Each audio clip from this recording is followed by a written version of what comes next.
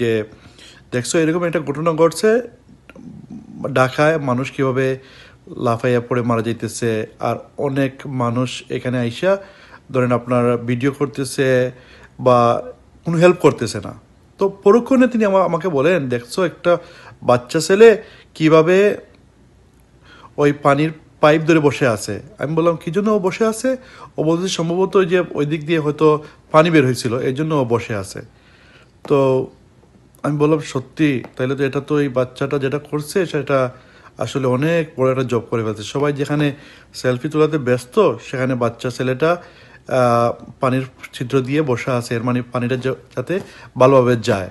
ও আচ্ছা, তাহলে এটা তো আসলে, আর পুরো ভিডিওটা আমি দেখি নাই, এটা অত্যন্ত মর্মান্তিক, এটা দেখা যায় না আসলে, হৃদয়ের কম্পন শুরু হয়ে যায় মানুষের এইভাবে মৃত্যু দেখে। তারপরে আমি সাথে সাথে আহ, আমার ওয়াইফকে বলি যে আমার একটা ফ্রেন্ড আছে এরকম, মানে নিউ ইয়র্ক থেকে, ওর হচ্ছে আওয়াজ বিজির সম্পাদক শাহ আহমদ সাজ। তো আসলে ওর সাথে আমি প্রায়শই আমার বাংলাদেশের সমসাময়িক বিষয় নিয়ে কথা বলি এবং আহ, সবগুলো শেয়ার করি। তো ওকে বলি যে দোস্ত এরকম একটা আগুন দেখছো, বলতেছি যে হ্যাঁ আমি নিউজ দিয়ে কাজ করতেছি। আর আমি বললাম যে তুমি এটা একটু চেষ্টা করো, আমার আসলে এই ছেলেটা যেভাবে পানি পড়তেছিল ওই পানির ছিদ্র বন্ধ করার জন্য বসে পড়লো এবং ওর দৃষ্টি শুধু ওই মানুষের দিকে, আর অন্যান্য মানুষ সবাই ভিডিও করতেছে কিন্তু কেউ সাহায্যের জন্য আগেই আসছে না।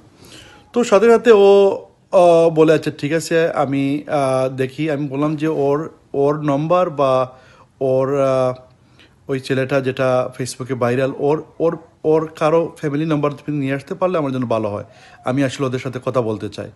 তো পরক্ষণে কিছুক্ষণের মধ্যে ওই আমার বন্ধু সেটা ফেসবুকে পোস্ট করে এবং সাথে সাথে ও অনেক স্থানীয় সাংবাদিকের সাথে কথা বলে ওর মায়ের নম্বর কালেক্ট করে এবং মায়ের সাথে কথা বলে আমি তখনই মাকে আশ্বস্ত করি যে ওই যে ছেলেটা যেটা করছে আপনার ছেলে নাইম, আমি আসলে খুশি হয়ে ওকে আমি $500 $5,000 দিতে চাই এবং ওরে ওর যাবতীয় লেখাপড়ার খরচ আমি গ্রহণ করতে চাই।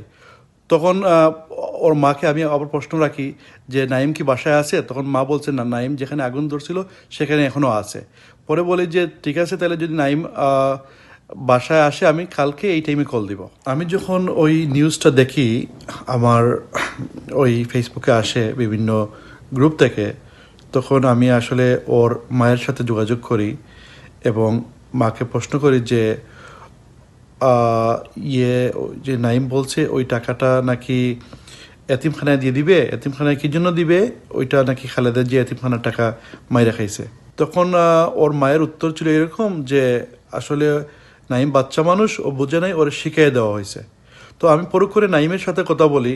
নাইম বলে ভাইয়া আমি আমাকে এটা বলে দিছে এবং আমি এটা করেছি, আসলে আমি এটা বুঝিনি। আর আমি এখন আসলে আহ, একজন পুলিশ ইন্সপেক্টর হতে চাই এবং আপনি আমাকে প্লিজ সাহায্যটা পাঠান, আমি আপনার জন্য দোয়া করব, আর আপনার জন্য দোয়া করব এবং আপনি সাহায্যটা প্লিজ পাঠান। তখন আমি একটু আহ, তারপরে ওর ওর ওর সাথে কথা বলেছে, ঠিক আমি ওকে আশ্বস্ত করি যে না ঠিক আছে আমি তোমাকে পাঠাবো তোমার সাহায্যটা পর্যায়ক্রমে। আর তারপরে ওর ওর মায়ের সাথে কথা বলি, মা বলতেছে যে আমরা তো এত কিছু বুঝি না, আমাদেরকে যে যেটা বলি সেটাই আমরা করতেছি এবং